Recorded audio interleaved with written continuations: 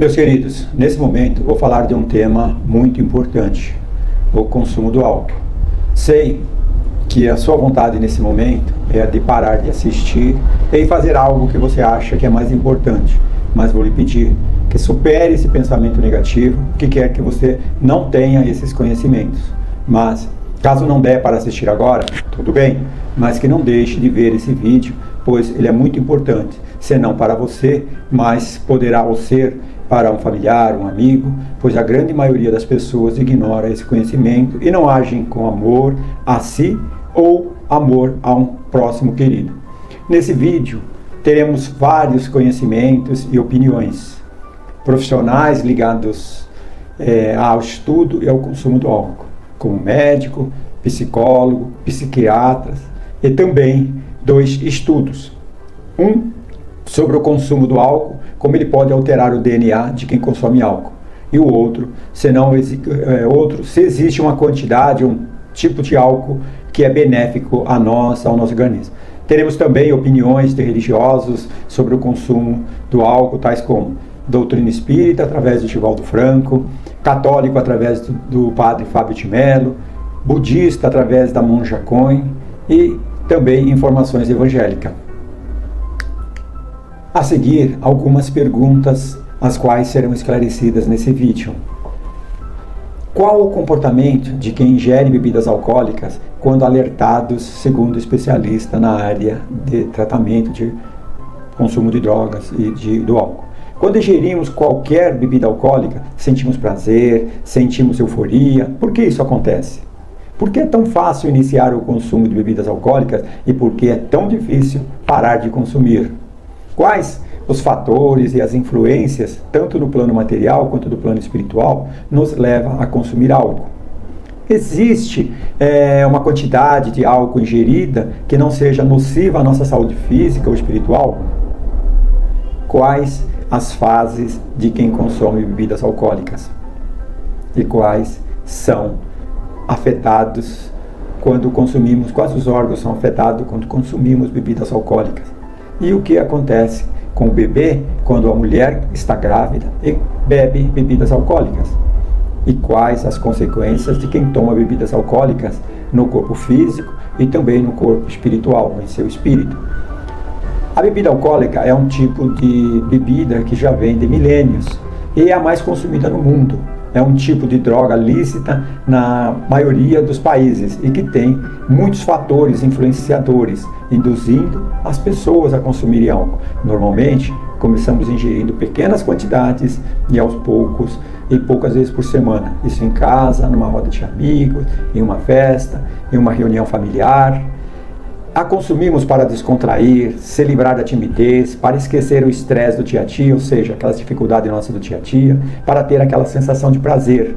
E lentamente, ela vai nos envolvendo a tomar cada vez mais e mais frequente. E com o tempo, podemos nos viciar e acontece como acontece com cigarro, com outras drogas.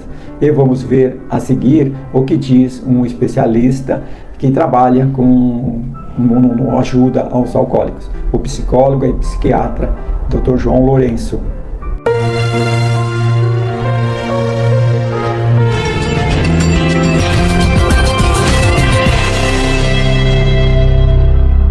Eu achava que eu não tinha perdido o controle de nada, porque eu ainda continuava com a família, com o carro na garagem, com a indústria, com funcionários funcionando, produzindo, fazia vendas, visitava os clientes durante o dia, bebia mais à noite, né? Praticamente não bebia mais em bares, em padarias, em restaurantes, bebia em casa, né? Então eu achava que eu tinha controle, eu não estava sendo dominado pelo álcool. Eu tinha controle e poderia parar a hora que eu quisesse.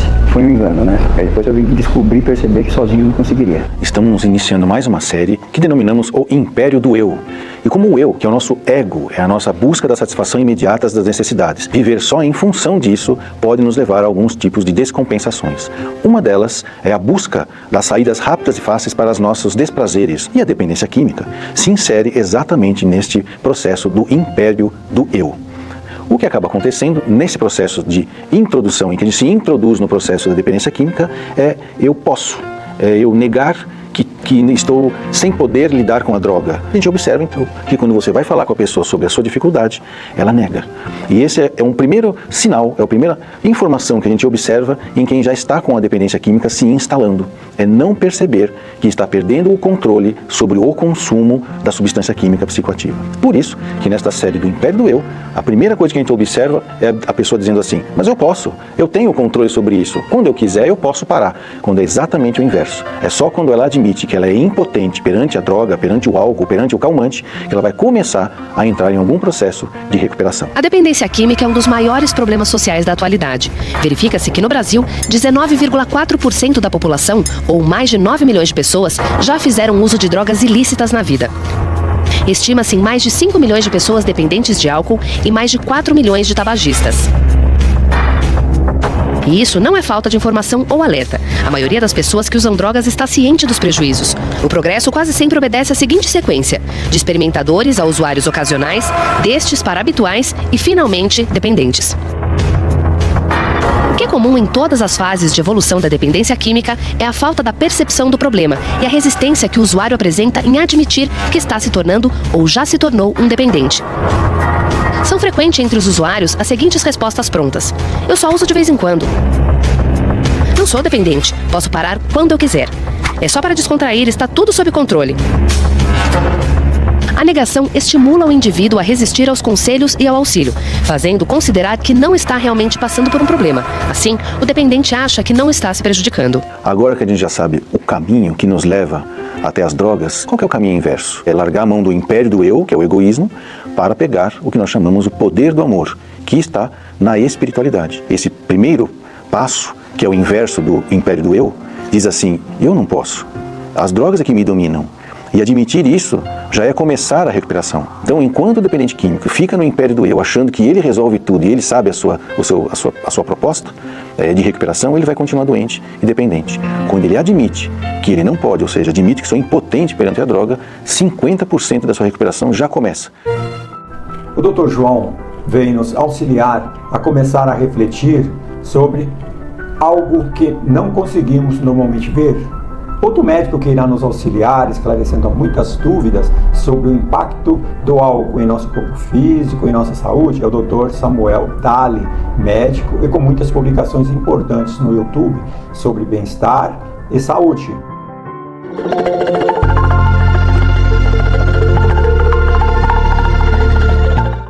Olá pessoal, tudo bem? Meu nome é Samuel Dali, sou médico e esse é o nosso espaço aqui no YouTube para falarmos sobre temas relacionados à qualidade de vida, saúde e bem-estar. Bom, o tema de hoje está aqui no quadro, álcool. Mas então, ok, já que tem pessoas que precisam saber o porquê das coisas para daí então mudar seus hábitos, vamos lá, vamos falar sobre álcool, o impacto do álcool no nosso corpo e a partir daí vou deixar com que as pessoas, que estão assistindo o vídeo decidam se querem continuar promovendo esses processos inflamatórios no corpo ou não. Quando bebemos, onde será absorvido e qual o tempo de absorção do álcool em nosso organismo? Qual o pico e os efeitos do álcool no organismo e o seu tempo de eliminação? O que a gente tem que saber aqui em relação ao álcool? Vamos começar falando sobre a questão absorção, metabolismo. A absorção do álcool, ela se dá 20% a nível do estômago. Então aqui ó, o estômago, que a gente pensa nele só como um órgão que faz a produção de enzima digestiva e faz a hidrólise dos alimentos, ele tem um poder de absorção também. O álcool 20% é no estômago e os outros 80% a nível de intestino. A absorção do álcool ela é rápida. Você bebeu, em 5 minutos mais ou menos, você já tem a absorção desse líquido no corpo. O pico de ação, de efeito dessa bebida, aí é um pouquinho mais variável, tá? Depende também, inclusive, se é homem, se é mulher, depende do peso do paciente, mas vamos falar em torno de 30 a 60 minutos, tá? Então a gente tem o pico de efeito do álcool em algo entre 30 e 60 minutos. E a eliminação dessa bebida, ela varia de 6 a 9 horas, ok? Então você saiu, foi para uma festa, bebeu, tá? Bebeu, em 5 minutos você teve absorção do álcool. De 6 a 9 horas é o tempo que o corpo demora para expelir, para eliminar esse álcool que você consumiu. E de 30 a 60 minutos é quando você vai ter o pico máximo de efeito, de todos os efeitos no corpo, que é justamente sobre isso que a gente vai falar nesse vídeo. E agora, a você que não quer engordar, vamos falar sobre a questão calórica do álcool.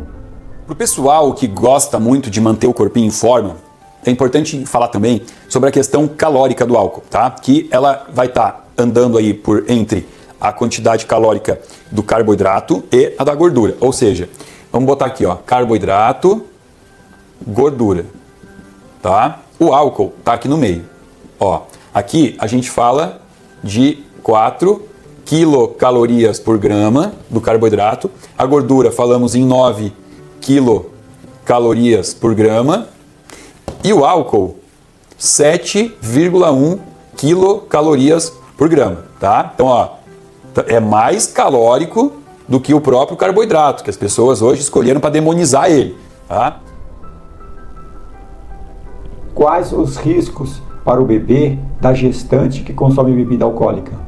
Vamos falar também sobre uma coisa interessantíssima que me perguntam muito no meu consultório, nas minhas redes sociais, que é em relação a qual é o consumo possível em uma gestação. Então, gestantes podem consumir álcool?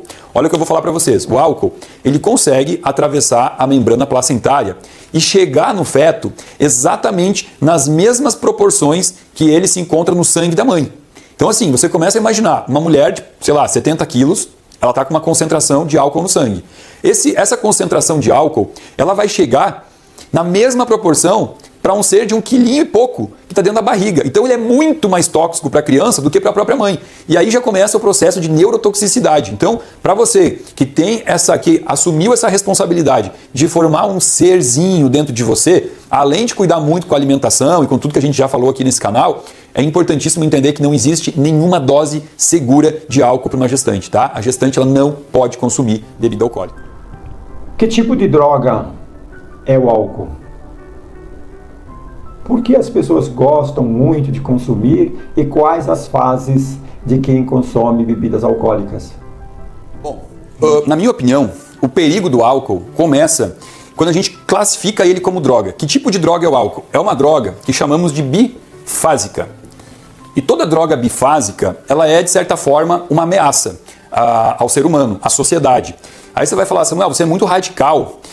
As pessoas bebem normalmente, sim. Mas aí que aí entram outras pautas que deveríamos abordar aqui, que entra também a questão socioeconômica, que não é o que a gente vai falar aqui. Vamos entender o que é uma bebida, uma droga bifásica. Ela é composta de 2 fases. A primeira fase é a fase onde eu tenho a ingesta pouca de álcool, moderada para pouca. Quando você bebe pouco álcool, você abre os canais de cálcio. Então você permite a entrada de cálcio, abre os canais de cálcio.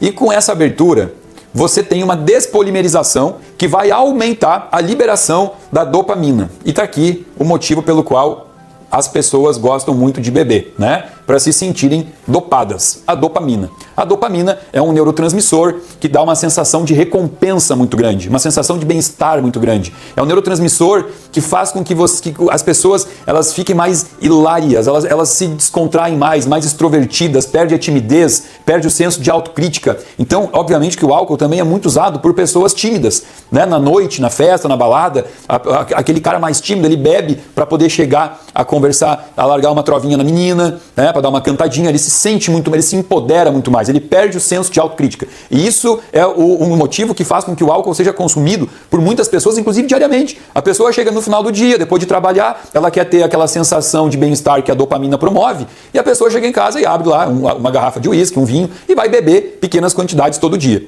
Tá? Então isso a gente está falando da primeira fase. Só que essa primeira fase faz com que a pessoa, muitas vezes, a gente tem que entender aqui que nada é regra, tá? Muitas vezes vai levar a pessoa para a segunda fase. Então, ó, a primeira fase pode levar para a segunda. Isso aqui é engraçado, tem até uma piada que, de certa forma, eu acho que sem querer, ela traduz isso aqui, né? Que fala assim, ó, eu sou uma pessoa que bebe pouco, mas esse pouco que eu bebo me transforma numa outra pessoa. E essa outra pessoa bebe pra caramba, né? Nunca ouviu essa piada? Então, isso é muito certo, porque para muitas pessoas a fase 1 só serve para levar para a fase 2. Vamos falar sobre essa fase 2 aqui. Por essa fase de liberação de dopamina, ela saturar logo, aí então você vem para a fase 2, que é quando eu começo a ter um aumento do influxo dos canais de cloreto. Vamos botar aqui dos canais de cloreto. Aonde? nos receptores GABA. Então aqui eu já estou atuando em receptor GABA. Por isso que, nessa fase 2, eu saio daquela fase onde eu estou extrovertido, legal, alegre, e eu passo para uma fase de distimia e depressão. É muito comum você ver isso no alcoólatra, né? No cara que chega sempre nessa fase aqui, ele é mais melancólico, ele é mais chorão, ele é mais depressivo. Então você vai começando a tua experiência com o álcool numa fase que você fica muito bem, porque você aumenta aqui dopamina, né? Fica realmente dopado. Depois disso vai saturar essa via e você então vem para essa outra parte onde começa a ter a interação do GABA e você começa a ficar mais down, mais para baixo, tá? Então é importantíssimo entender isso aqui. Essas duas fases, importante para você também quando estiver bebendo, eu espero que você não beba, né? Mas quando estiver bebendo, que você saiba identificar em que fase você está e depois você vai entender por que é importante identificar essas fases aqui. Por que as mulheres bebem uma quantidade menor que o homem de álcool e sente às vezes mais o efeito do álcool? Por que acontece o coma alcoólico? Eu falei que mulheres têm muito mais sensibilidade ao álcool, obviamente isso não é uma regra, mas é importante entender por quê.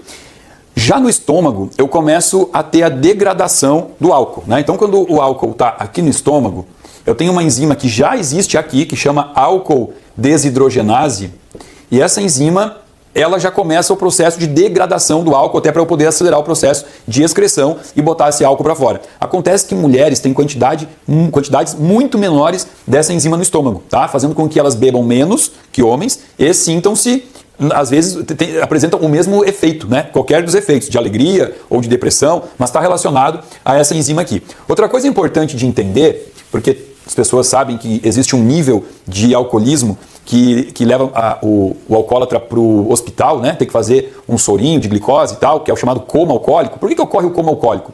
Vamos falar daquela aulinha que eu já, em um monte de vídeo aqui, já trouxe para vocês, que é quando eu mostro a célula e eu mostro a mitocôndria e falo que a glicose entra aqui, né? A glicose ela entra na célula, entra na mitocôndria e daqui ela deriva ATP. Que ATP é a forma carinhosa que a gente chama a nossa energia do corpo, né?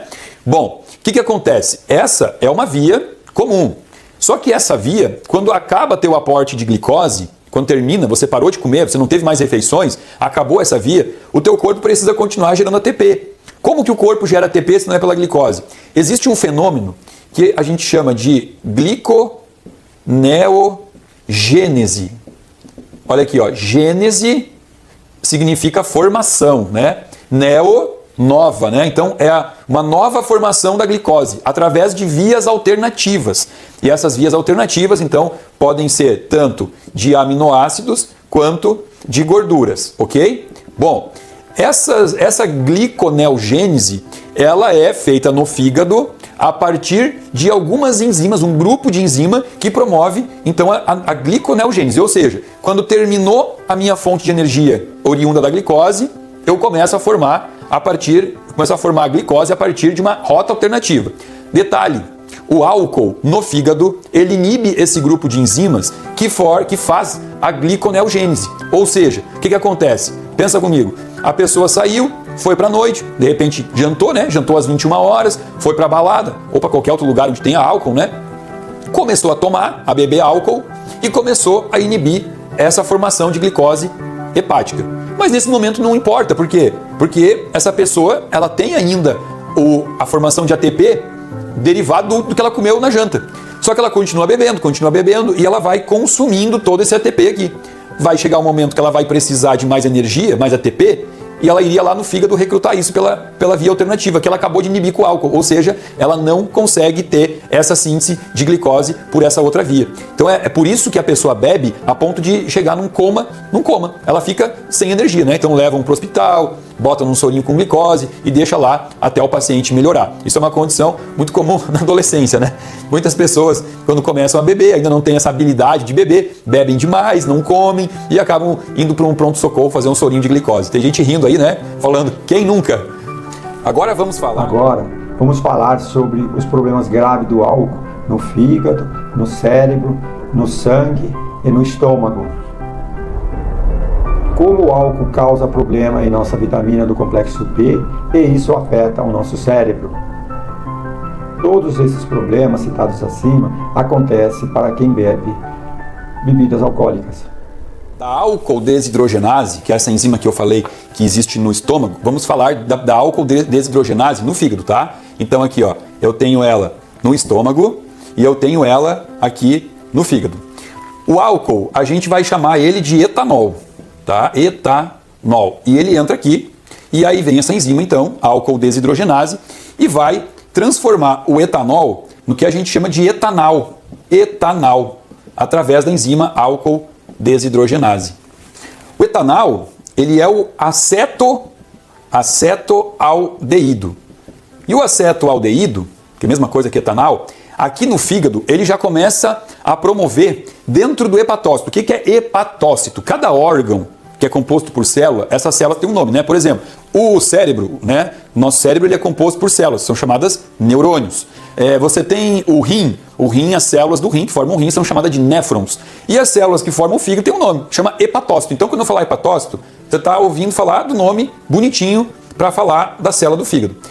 O acetoaldeído, que na minha opinião aqui, aqui começa o problema do álcool, né? Porque álcool não é um problema, simplesmente ele é calórico, ele vai te engordar. Mas quando ele passa pela ação da álcool desidrogenase, aí ele é transformado na parte mais tóxica dele. Aí ele se torna um problema para o corpo, tá? E a gente vai ver em cada lugar diferente o que o acetoaldeído faz. No hepatócito, ele vai fazer uma coisa que a gente chama de peroxidação lipídica, né? Lipídio é gordura. Então ele promove um processo de oxidação aqui, uma peroxidação ruim, uma inflamação nesse fígado, promovendo aumento de fibrose, aumento de inflamação, e essa inflamação no fígado ela pode ser expressa a partir de algumas proteínas que a gente pode dosar no sangue. A própria ferritina é uma proteína que, quando aumentada, a gente pode usar ela como também um marcador para ir acompanhando se essa inflamação está melhorando ou não. Óbvio que não é só a inflamação hepática que aumenta a ferritina, é importante entender isso. Outra proteína que aumenta nessa inflamação, proteína C reativa ultrassensível, fibrinogênio, tudo isso vai aumentando aqui, tá? Só que não é só no fígado que o acetoaldeído age. Ele tem o poder de atravessar a membrana hematoencefálica. Olha aqui, ó. Hematoencefálica. O que esse nome quer dizer?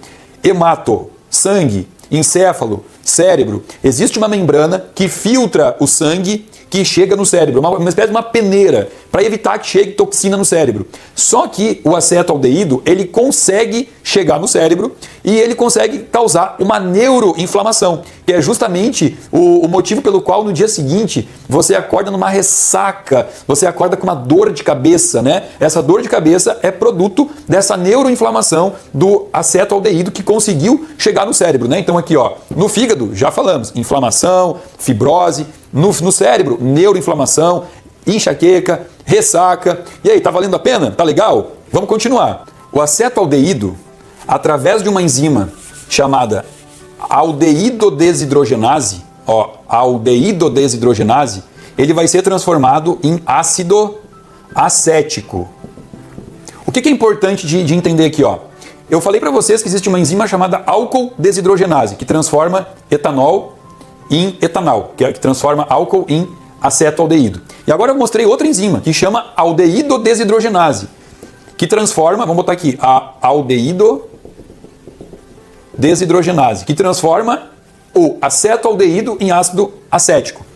Tanto essa enzima aqui, álcool desidrogenase, quanto a enzima aldeído-desidrogenase, elas são dependentes, elas só funcionam, para elas funcionarem, elas consomem um subproduto da vitamina B3, não é D de dado, é B de bola, tá? A vitamina B3 é a niacina, e esse subproduto é chamado NAD.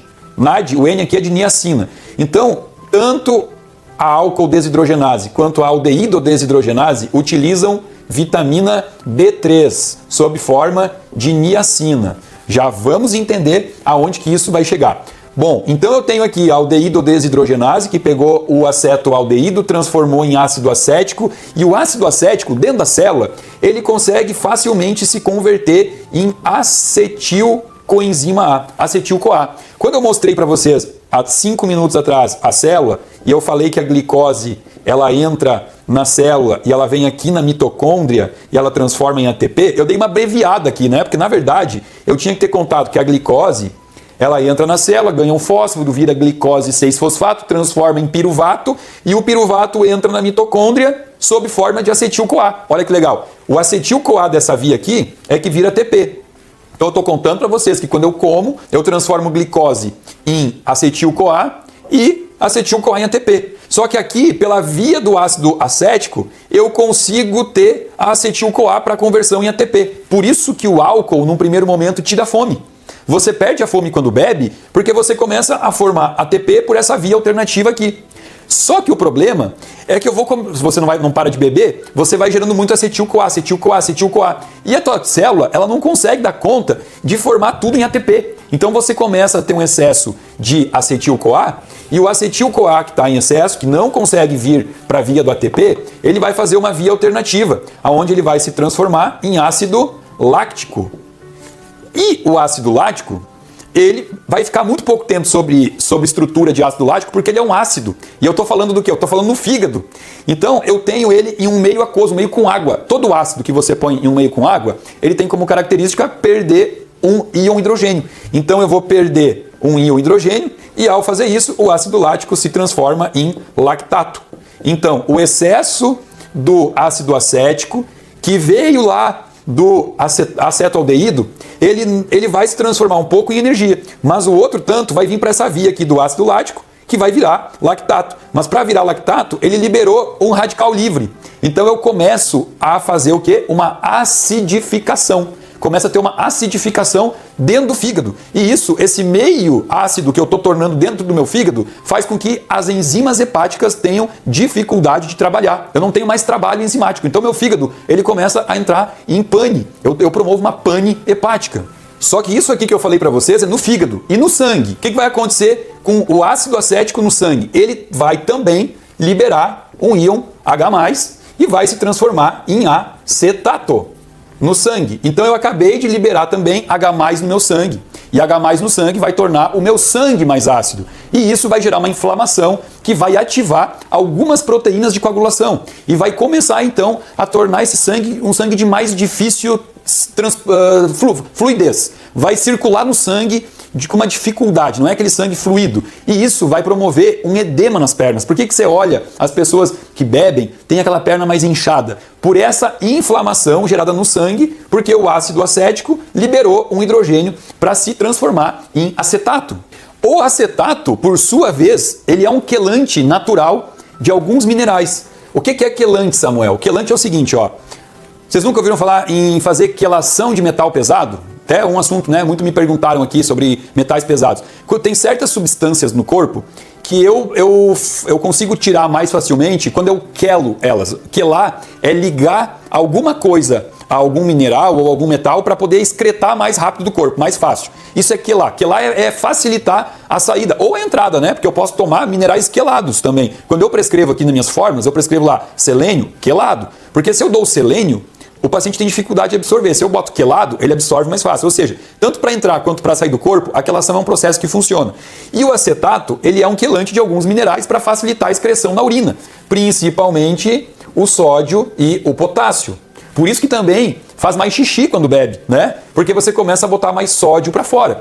E quando eu ativo essa excreção de sódio e potássio, eu automaticamente estou também levando a uma leseira do sistema nervoso central, porque eu diminuo o aporte de vitaminas importantes para o funcionamento do cérebro. Então o cérebro por si só, o cara já fica meio lento. A gente percebe que o alcoólatra, mesmo quando ele não está sob efeito do álcool, ele é um cara lento. O cérebro não funciona muito bem. E isso tem um motivo, né? E é lógico, viu, gente? Eu estou falando do alcoólatra, mas tudo isso aqui que eu estou falando acontece proporcionalmente ao consumo do álcool, né? Não vai pensar assim, tudo isso só vai acontecer em quem toma todo dia uma garrafa de vinho. Não, né? Não importa a quantidade de álcool e a frequência que você beba, quando você botou álcool no corpo, essas reações todas aqui vão acontecer. É impossível você não beber álcool e fazer as transformações pela álcool desidrogenase, pela aldeído desidrogenase. Isso é independente de dose. Óbvio que quanto mais você bebe, mais esculhamba o corpo. E continuando falando sobre essa questão demencial, esse comprometimento do cérebro, é importante entender o seguinte, ó. O consumo do álcool, quanto mais frequente for, vai trazendo lesões tanto de estômago quanto de intestino, lesões que dificultam, que comprometem a absorção de todo o complexo B, vitaminas do complexo B. Uma delas em específica, que é a B1, que é a tiamina, ela tem uma função importante aqui. Aí eu vou ter que voltar para a nossa célula. Vamos lá. Entrou glicose, entrou na célula, né? Ganhou um fósforo, aí virou glicose 6-fosfato. Glicose 6-fosfato virou piruvato. E o piruvato entra na mitocôndria para transformar em ATP, né? O acetil-CoA é uma fase intermediária aqui, como eu já falei. Bom, para o piruvato entrar na mitocôndria e virar ATP, é necessário que tenha a vitamina B1, a tiamina. Porque, mais uma vez, se eu não tiver aqui tiamina, sempre que o piruvato não consegue entrar e virar ATP, ele vai para a via que eu já citei. Ele vai virar ácido lático, e o ácido lático vai doar aqui o H+, para virar lactato. E aí o que acontece? Eu torno um ambiente cerebral extremamente ácido, o que favorece uma síndrome chamada de síndrome de Wernicke é Wernicke-Korsakoff. Isso aqui é importante, Korsakoff. Que essa síndrome não é uma síndrome rara, é uma síndrome comum em pessoas que consomem muito álcool. E a síndrome de Wernicke-Korsakoff, que começa pela falta da vitamina B1, ela predispõe e acelera muito processos demenciais, que inclusive isso foi o que aconteceu com meu avô. Meu avô materno, ele consumia álcool diariamente e ao final da vida ele não tinha mais a lembrança nem de quem eram os filhos, nem de quem eram os netos. Ele não conhecia mais ninguém, se tornou uma pessoa um pouco agressiva, né? Teve o seu cérebro consumido pelo excesso de álcool. Então tá aqui mais um fator importante falando de neurotoxicidade versus álcool. O problema do álcool para atletas ou para quem quer ter aquele corpo malhado, aquele corpo sarado. E de que forma o álcool favorece o aparecimento de colesterol ruim e o depósito das placas nas artérias, favorecendo o infarto? Como o álcool diminui os hormônios das células testiculares que produzem a testosterona? Como o álcool provoca problema de circulação nas pernas e sendo mais crítico nas mulheres, pois utiliza anticonceptivo.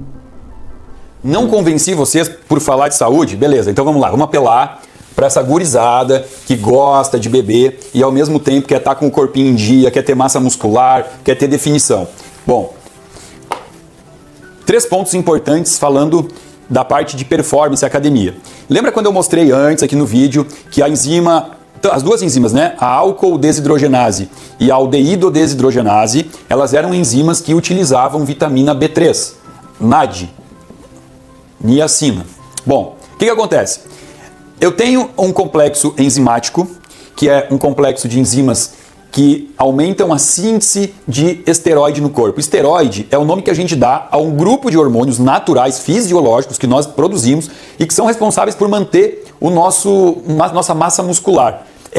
Esses hormônios esteroides, eles vêm do colesterol, tá? Ó, o colesterol, ele é matéria-prima para a produção de um hormônio esteroide chamado testosterona. Outros muitos hormônios vêm do cortisol, né? Estradiol, progesterona, cortisol, dehidroepiandrosterona, androstenediona, tudo isso. Mas vamos falar aqui da testosterona para a galerinha que quer estar com o shape em dia.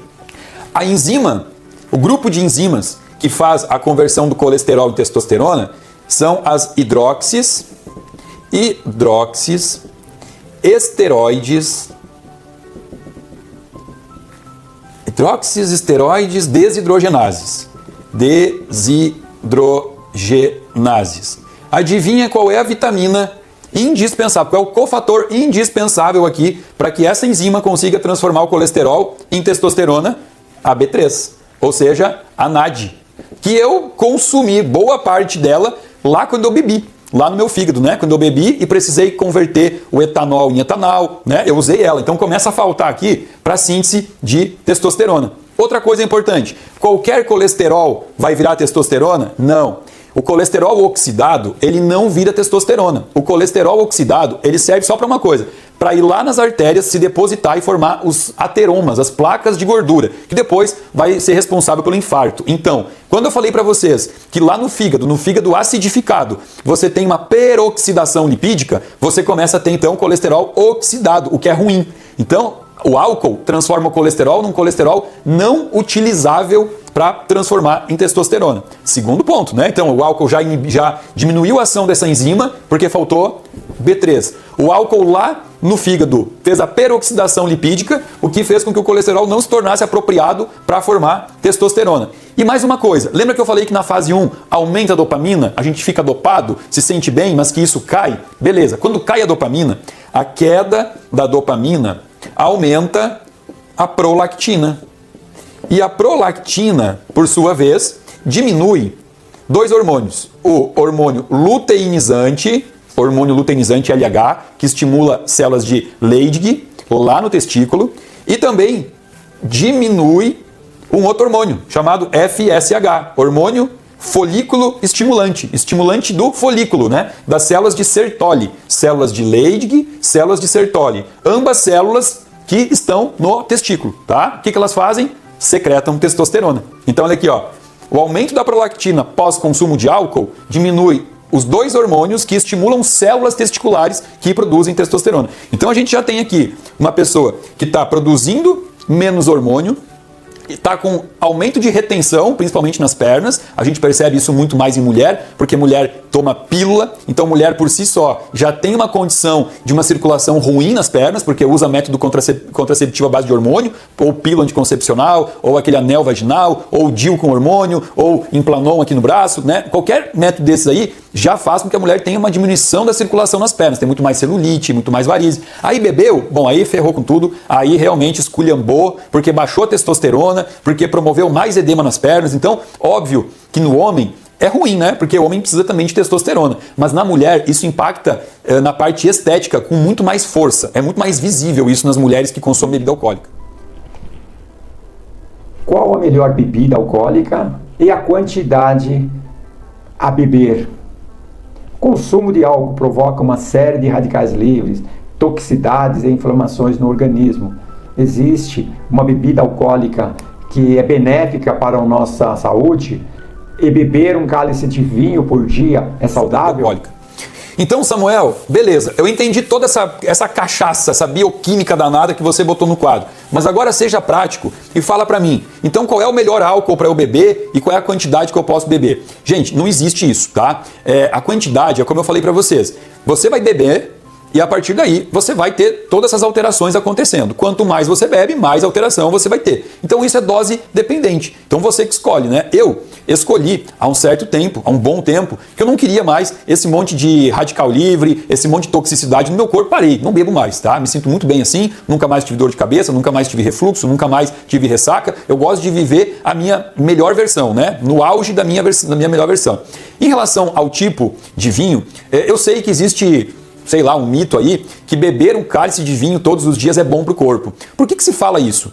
Isso, na verdade, está embasado no conhecimento de que a uva preta, e portanto o vinho tinto, ele contém polifenóis, ele contém tanino, ele contém o resveratrol. O resveratrol, na verdade, eu vou dizer que é o culpado por esse mito, resveratrol. O resveratrol é um antioxidante feito a partir de um processo de xenormese que ele tem impacto, sim, na preservação do miocárdio, do coração, das coronárias, né? Ele diminui o risco cardíaco. Então as pessoas levantam essa hipótese de que beber um cálice de vinho todo dia vai fazer com que você diminua o risco cardíaco. Eu discordo disso, não tem nenhum estudo que mostra isso, que conseguiu embasar isso, porque se for assim, você pode consumir 10 grãos de uva preta todo dia e você vai estar consumindo o resveratrol sem ter que estar, para isso, bebendo álcool junto, entendeu? Então isso, na verdade, é um mito carregado por pessoas que querem poder beber o seu vinho todo dia e querem que alguém ateste isso, né? Eu não posso atestar isso, porque como eu mostrei para vocês, o álcool não existe uma dose que seja benéfica para o corpo. O vinho, inclusive, ele tem, na minha opinião, eu vejo isso como um probleminha um pouco maior, porque além de ter o álcool, eu tenho a frutose da uva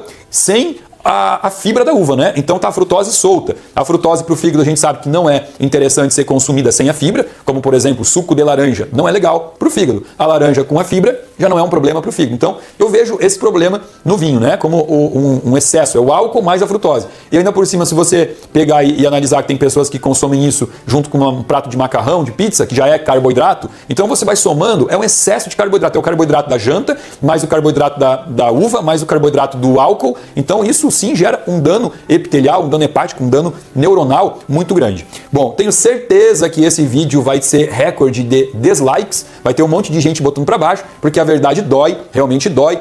Muita gente que estava pedindo por esse vídeo estava querendo que eu viesse aqui falar que não tem problema beber, mas a verdade do álcool é essa, baseado em rotas metabólicas bioquímicas, não inventei nada, isso tudo está no livro de bioquímica. Reafirmando o que o Dr. Samuel disse há pouco sobre uma dose de vinho ser benéfica ao organismo, foi publicado em 23 de agosto de 2019 na revista científica The Lancet, o qual repercutiu muito na mídia na época. O trabalho em questão avaliava até que ponto o consumo do álcool em níveis moderados pode servir como proteção para alguma condição de saúde no ser humano. Há muito tempo faz parte do senso comum a crença de que o consumo de doses baixas de álcool traz à saúde em especial ao coração, traz melhoras. No entanto, o relatório de pesquisadores ingleses publicado na The Lancet aponta para outra conclusão, a de que os pequenos benefícios adquiridos com o consumo baixo e moderado de bebidas alcoólicas são superados pelos riscos aumentados de outros danos relacionados à saúde, incluindo o câncer e outros já vistos anteriormente. Outro estudo nos traz conta de que o consumo de grande quantidade de álcool pode causar mudança no DNA das pessoas, levando a ter ainda mais vontade de beber. Segundo esse estudo, publicado em 2019 por pesquisadores da Universidade de Rutgers, os pesquisadores analisaram os genes de consumidores moderados de álcool, de consumidores excessivos, os que bebem constantemente, e dos que bebem uma grande quantidade de álcool em um curto espaço de tempo. A conclusão foi de que os dois últimos grupos, os consumidores excessivos e aqueles, os consumidores que bebem uma grande quantidade em curto espaço de tempo, haviam tido 2 genes modificados sob a influência do álcool, por um processo chamado de metilação. Nesse grupo de pessoas, as mudanças genéticas levaram a mudanças no relógio biológico do corpo, no sistema de resposta ao estresse e, o que mais grave, na vulnerabilidade ao próprio álcool. E as pessoas passaram a buscar mais bebida alcoólica quanto mais estressadas elas estavam. E com isso, cria-se assim um círculo vicioso. Quanto mais se bebe álcool, mais será a necessidade de ingerir a bebida. Eles descobriram que pessoas que consomem muito álcool podem estar mudando o seu DNA, uma forma que a faz querer beber ainda mais, disse um comunicado da Universidade de Deepak, principal autor desse estudo.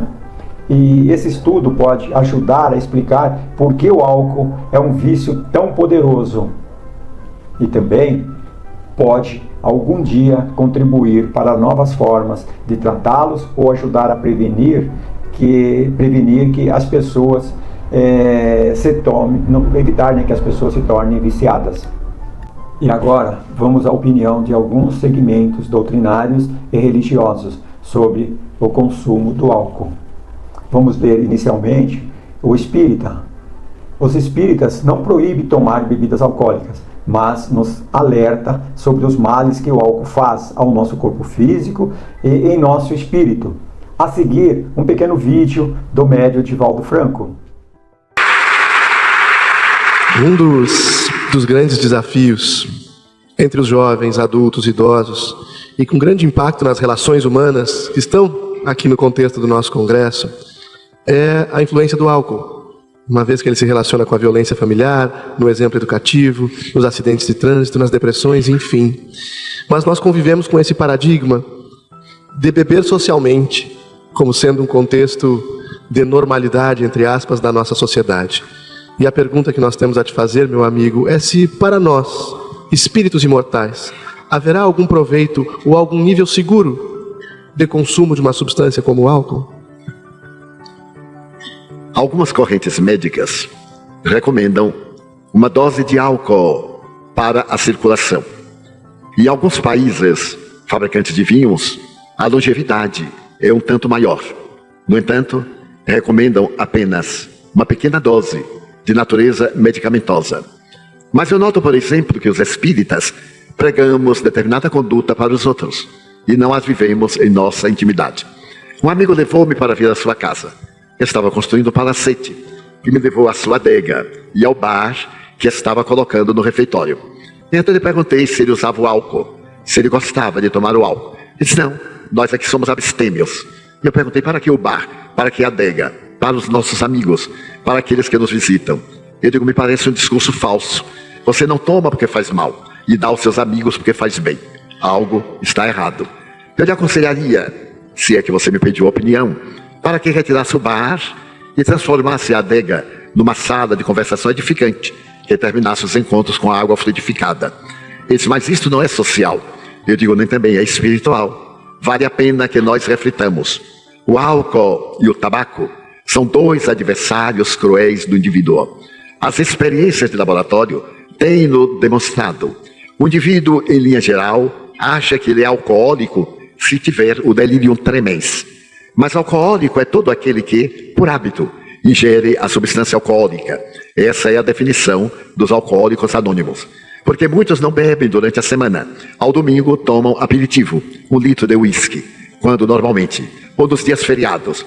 E nós verificamos que se o álcool era comum ao tempo de Jesus, principalmente a fermentação da uva, de que Jesus dá a demonstração no belo trabalho do matrimônio inicial, aquele matrimônio que ficou célebre, quando Maria diz: falta o vinho. E isso é um augúrio negativo.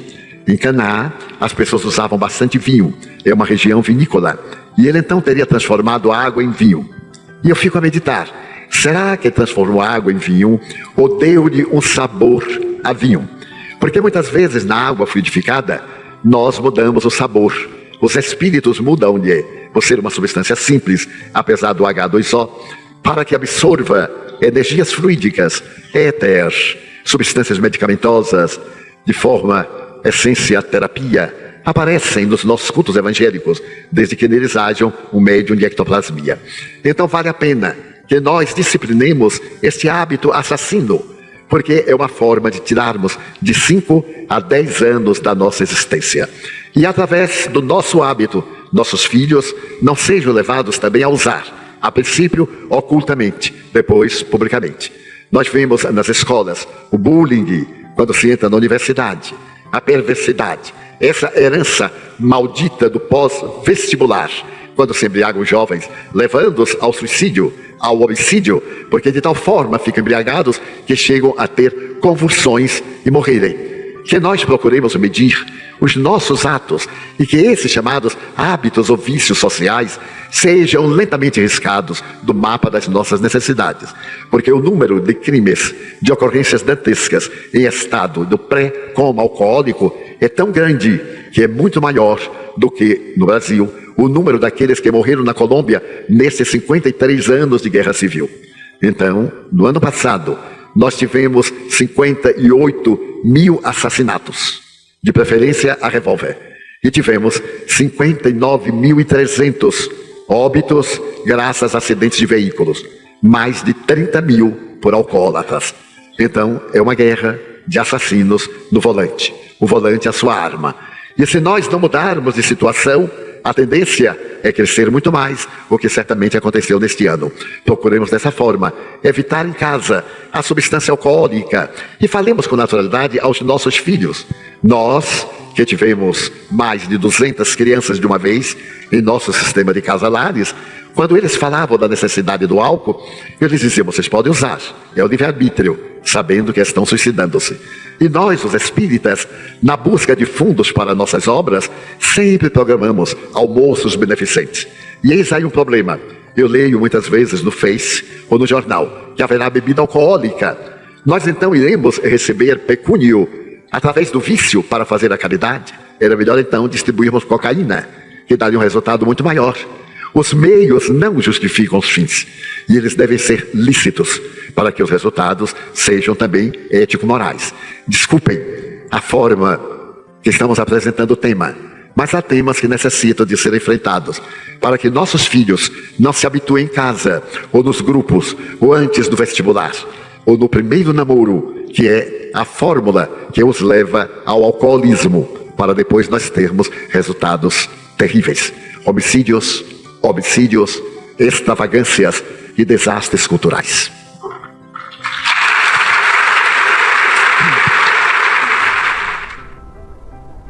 consumo do álcool tem as seguintes influências: pelo lugar e pelas pessoas e pela cultura onde se vive, e também pelos espíritos, os quais, pelo nível de materialização e pelo grau de vinganças em que eles possuem, em se tratando de obsessores, conforme o vídeo a seguir. Ao ingerirmos bebidas alcoólicas, nós estamos cercados de espíritos afins. Então, aí ocorre um fenômeno bastante interessante. Os espíritos influenciam nos nossos pensamentos muito mais do que podemos imaginar. Isso está descrito no Livro dos Espíritos. Então eu estou agindo de uma determinada forma. De repente me nasce uma ideia na cabeça. Essa ideia que veio à minha mente, que eu estou analisando, foi um input que eu recebi de um pensamento que passou por aqui. Então eu captei esse pensamento, porque eu estava num estado inercial. Eu não estava pensando em determinada coisa. Por exemplo, beber. De repente me surge a ideia de, vou tomar uma bebida. Por quê? Porque eu recebi uma informação, um quanto de energia que fez eu mudar a minha forma de pensar. Como que eu mudei? Estou com vontade de beber. Então eu vou a um bar e vou beber. Então eu fui induzido a ir ao bar. Quando eu estou tomando a bebida, fisicamente eu tenho uma sensação. Eu ingiro uma dose de componentes químicos que, ao entrar no meu organismo, vão ter uma reação, que vão me dar uma sensação agradável ou desagradável. A sensação agradável, eu irradio isso através da minha sensibilidade, da minha percepção. Eu irradio aquele prazer. Esse prazer sai como uma onda pensamento. Um espírito desencarnado não bebe, ele não vem aqui chupar a bebida de canudinho. Ele vai sorver a minha irradiação, ele vai ler o meu pensamento de prazer, comer esse prazer como pensamento dele e se sentir bem através do meu intermédio. Então eu passo a ser um médium de espíritos desencarnados que gostam de bebida. Então eu passo a ser um veículo de prazer para esses espíritos. E aí as consequências são graves. Por quê? Junto com esses espíritos que gostam de beber, que me induzem a beber, os espíritos desafetos a mim, que eu tenho alguma divergência de outras encarnações, ao me sintonizarem e perceberem que eu gosto de beber, eu tenho prazer em beber, aí sim eles passam a reforçar esse meu desejo, aí eu passo a beber mais. Passo a beber mais, vou atraindo outros espíritos que também gostam de bebida, e aí se forma, vamos assim dizer, um cerco. E aquele meu espírito desafeto está sorrindo, por quê? Porque ele está vendo que eu estou me desgraçando. Por que que ele faz isso? Por vingança. Porque lá atrás ele se sentiu ofendido, ele se sentiu vilipendiado, ele se sentiu traído por uma ação minha. Então ele quer me dar o troco. E o troco o que que é? É ver eu sofrer. E como que eu sofro? Com a minha própria derrocada, quer seja física, quer seja espiritual. Então o indivíduo ele vai agravando a sua dependência à bebida, fica uma dependência física, que ela é mecânica, vamos assim dizer. O organismo necessita desses componentes químicos que vão saciar a vontade espiritual. Eu irradio tudo isso e estou cercado e permaneço cercado desses espíritos que também gostam disso. E o meu desafeto, que nós no Espiritismo chamamos de desobsessor, fica aqui grudado em mim, me intuindo para essas más ações. Então, por isso que Jesus falou, vigiai e orai para não cairdes em tentação. Agora teremos a opinião da budista Monja Coen sobre o que acha sobre o consumo do álcool.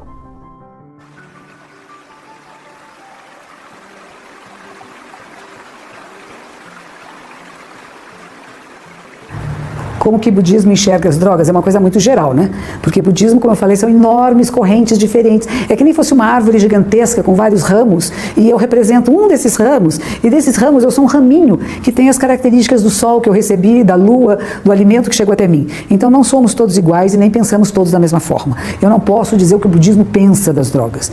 Em princípio, acreditamos que oxigênio é necessário, e apenas oxigênio, para que você alcance níveis superiores de consciência. E tudo aquilo que atrapalhe a sua consciência, a clareza mental deve ser evitada.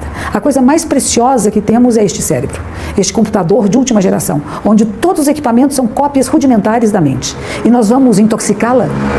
Nós vamos tirá-la a capacidade de ver com clareza? Vamos embriagá-la? Por quê? Para quê? E isso é uma grande falácia. Nós achamos que estamos nos divertindo, mas ao mesmo tempo esse divertimento tem um custo muito alto. Você destrói células cerebrais que não são recuperáveis. Você impede sinapses neurais que acontecem com uma beleza tão linda se apenas você respirar conscientemente. Fazer um jejum de vez em quando. Passar um dia todo em silêncio, em oração interna, sem falar. Há meios extraordinários de você acessar um bem-estar que não se compara a nenhum bem-estar de álcool, de drogas lícitas ou ilícitas. Há um bem-estar imenso que está à nossa disposição. E nós ficamos pegando migalhinhas quando nós somos a própria massa e a fábrica desse pão. Por quê? Por que nos contentamos com migalhinhas? Por que queremos correr atrás dessas coisinhas menores, se temos a capacidade de acessar ao Supremo? Então, a minha recomendação é que evite as drogas. Cigarro, é lícito, né? Mas vem uma coisa tão feinha atrás, não vem? Ai, que medo, dá câncer, dá isso, dá aquilo, né? A mesma coisa, o que o álcool faz? É uma das drogas lícitas mais perniciosas, porque ela entra devagarzinho. E a gente não acaba encontrando pessoas que bebem muito e não sabem parar de beber, e a gente acompanha e depois no dia seguinte não fica se sentindo tão bem. Eu já fiz isso. Eu já fui jovem, eu já bebi muito. E de repente um dia eu falei, nossa, entorpece a mente, o álcool entorpece a mente. Se num momento ele abre um pouquinho canais de percepção, no Japão se chama até de hanya, que quer dizer sabedoria. Eu vou beber com alguém para tirar as barreiras sociais e poder me revelar assim como eu sou. Né? Porque senão eu tinha bebido, então eu falei aquilo que eu não falaria em outra circunstância. Mas imagine que você possa falar o que você pensa de uma maneira adequada. Sem a desculpa de que não foi porque eu bebi que eu fiz. Por exemplo, maconha é outra droga muito interessante, que em alguns países não é mais droga, que em alguns países está sendo usada, é usado como remédio de várias doenças, várias. Nossa, cada dia aparece mais uma que você usa cannabis, o elemento ativo do cannabis sativa, né, como cura. Mas se você vai começar a fumar maconha e vai deixar de trabalhar, se você vai fumar maconha e vai deixar de fazer as suas atividades porque você ficou tão entretido com aquela fotografia que você fica olhando, e às vezes a gente desenvolve um canal de percepção com maconha, que você fica muito presente e atento a detalhes, e você deixa de fazer o que você tinha que fazer, perdeu, filho. Perdeu. Então a ideia é o que você usa de maneira que vai melhorar suas condições de percepção, de clareza mental, de decisões adequadas que vão beneficiar o maior número de pessoas. Não seja iludido. E a quinta regra do budista, né? A primeira é não matar, não roubar, não abusar da sexualidade, não mentir, não negociar intoxicantes. Negociar não é quem compra e venda que é traficante, né? Negociar é não mexer com, não lidar com. E Buda era muito severo. Diz assim, se você passar uma taça de vinho para uma pessoa com a intenção de embriagá-la, você vai perder a mão. Olha que coisa grave, né? Quer dizer, era uma maneira de dizer para os monges, não faça isto. Uma coisa é você beber uma taça de vinho. Na sua alimentação, é uma coisa saudável, né? É bom para o sistema circulatório. Outra coisa é embriagar-se. Se perdeu a noção do que está fazendo, perdeu. Perdeu você. Perdeu a mente Buda. Perdeu a clareza. Hoje em dia, quando alguém atropela alguém, tem um acidente de carro porque estava embriagado, não é acidente, é crime. Então, embriagar-se é crime. Porque você faz coisas que você não faria se não tivesse entorpecido. Então, este é o cuidado. A mente, ela é clara, luminosa, incessante. Preserve essa sacralidade que é a sua mente. Não macule a mente com aquilo que tira a clareza, tira o discernimento correto, para se arrepender depois. Não, eu fiz porque eu tinha bebido. Eu falei porque eu tinha bebido. Eu fiz sexo com alguém porque eu tinha bebido. Por quê? Você destrói relacionamentos, não está construindo pontes. Às vezes está derrubando pontes e relacionamentos. Então, é a minha recomendação, da minha experiência de vida. Mas você é livre. E também a opinião do católico, o padre Fábio de Mello, sobre o consumo do álcool. O que você passa, minha filha, porque vejo de perto o tempo todo as consequências nefastas que o álcool provoca numa pessoa. Primeiro que toda vez que você tem uma pessoa viciada, você está diante de uma pessoa que perdeu a pertença. O que o vício faz? Ele age na vida de uma pessoa, privando-a de decidir, retirando dela toda e qualquer possibilidade de ser livre. Então aquele que tem a dependência do álcool, ele não sabe dizer não ao álcool. Ele vai agir de acordo com as necessidades que o álcool provoca na vida dela. E a gente sabe muito bem o tanto que o álcool provoca desarmonia dentro de casa. Porque não é fácil a gente conviver com uma pessoa que não se pertence mais, com uma pessoa que não é capaz de decidir por ela mesma. E eu nunca vi um fruto positivo na vida de um alcoólatra. Vindo do álcool, nenhum fruto é positivo. É por isso que ele é radicalmente ruim. É claro que eu não estou falando de você beber de vez em quando uma cerveja com seus amigos, uma taça de vinho, mesmo que até Jesus gostava do vinho, foi o primeiro milagre que ele realizou.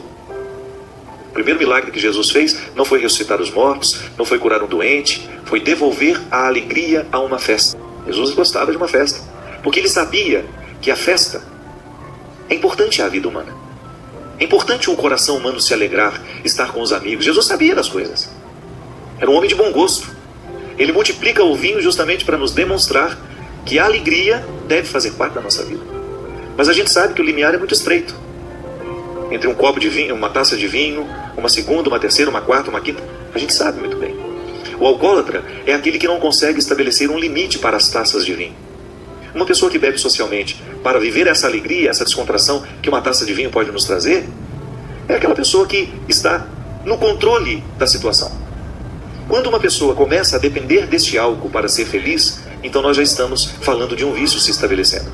Porque as toxinas, as substâncias tóxicas, elas provocam isso nas pessoas. Uma sensação de alegria, de descontração, de leveza. A maconha faz isso, a cocaína faz isso, o LSD, o crack. É como se fosse um esquecimento da realidade. Então a vida daquela pessoa é tão ruim que ela busca uma droga para poder aliviar o peso que a vida tem. Nós não estamos falando de uma realidade fácil de ser administrada. Porque a partir do momento que o cérebro fica dependente dessa substância, já precisa de um tratamento. Valquíria, muitos lares são destruídos porque os pais ou as mães, porque existem muitas mães alcoólatras também, eu já vi muito de perto situações em que o contrário acontecia. O pai não era alcoólatra, a mãe era alcoólatra.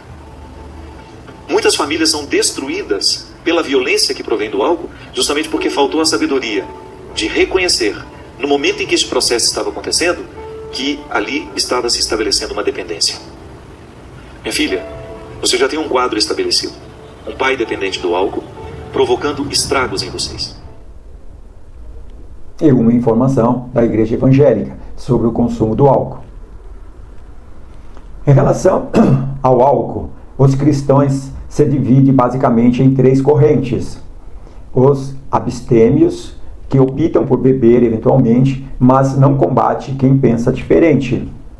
Os temperantes, ou moderados, moderacionistas, né? Poderia-se dizer, que assumem beber em determinadas circunstâncias e com moderação. E os proibicionistas, que advogam a condenação total ao ato de beber o álcool.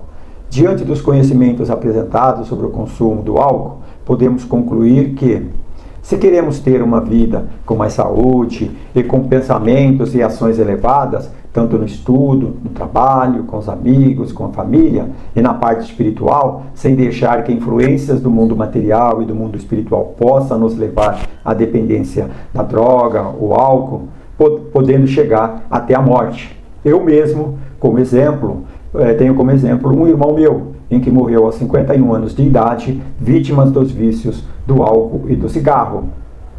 E na parte social, o consumo do álcool é responsável pela destruição de milhares de famílias e que leva as pessoas a perderem sua família, seu emprego, seu estudo, sua condição financeira, sua moral e a sua dignidade como ser humano, e acabando indo para viver nas ruas como farrapos humanos e mendigando, né, em albergues, isso tornando um peso para a sociedade e muito sofrimento para eles, para os dependentes, para os amigos, para os familiares.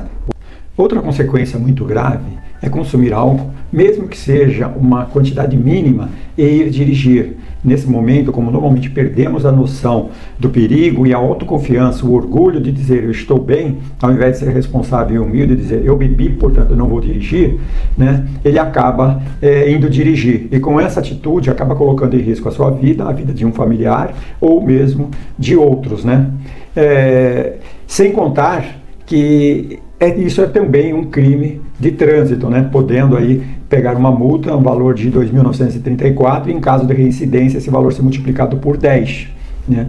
E podendo ainda ter a suspensão ou a cassação da sua CNH e podendo às vezes até ser preso, né? E muitas vezes o fato de, se acontece um acidente, o fato da pessoa que bebeu não provocou o acidente, mas só o fato dela ter bebido e ter consumo de álcool, isso já vai ter um agravante muito forte no acidente, né? Portanto, seja responsável, humilde, bebeu, não dirige, respeita a vida, deixe uma esposa dirigir, deixa para um outro irmão dirigir, ou mesmo em últimos casos, pegue um Uber e vá embora para casa, é muito mais seguro.